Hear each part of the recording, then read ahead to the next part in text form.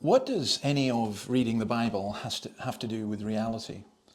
Well, welcome to Coffee with Jesus. We're going to look at that today a little bit. It doesn't appear immediately obvious, does it? From what we're looking. These are the verses. John 1 verse 50. Jesus said, "You believe because I told you I saw you under the fig tree. You will see greater things than that." He then added, "Very truly I tell you, you will see heaven open and the angels of God ascending and descending on the Son of Man." Now, what does that have to do with the reality of real life? Well, I want to tell you something that for me is just really quite extraordinary and just very, very, very sad.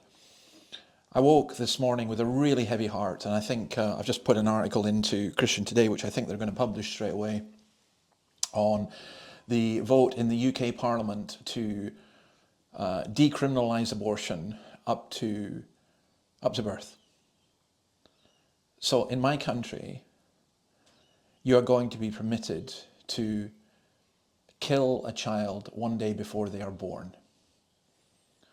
I mean, the perversity of that, the sickness of that is incredible. So what's that got to do with any of this? Well, why did Jesus come into the world? He's the light who's come into the darkness, and what we're seeing is great darkness.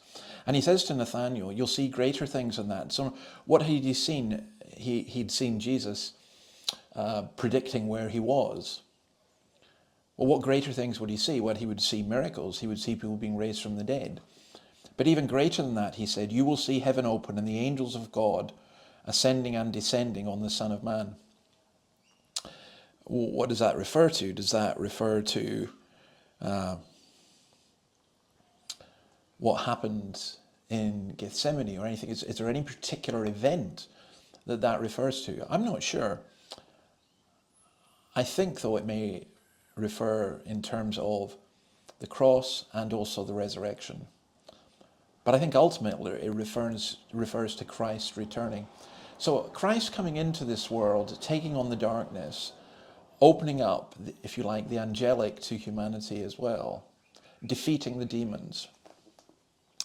Now sometimes it doesn't feel like that. Sometimes you read your Bible. Well, I read my Bible and I look at things.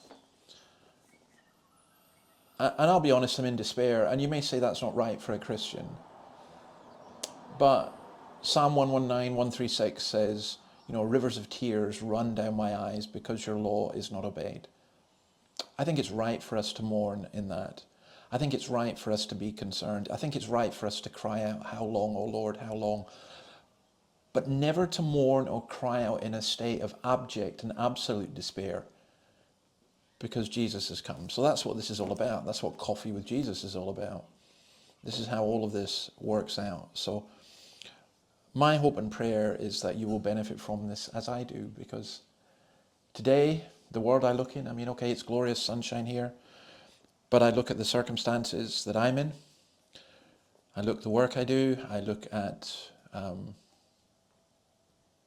what's going on in the world, especially that insane and wicked and evil vote in the House of Commons by people who are either stupid or immoral or both. And I despair. And yet I've got Christ. And because I've got Christ, all that will be sorted out. And I really and genuinely believe that. So though I despair, I also hope. I have great hope, actually, in all the things that I've mentioned. God bless you, and see you again tomorrow. Bye.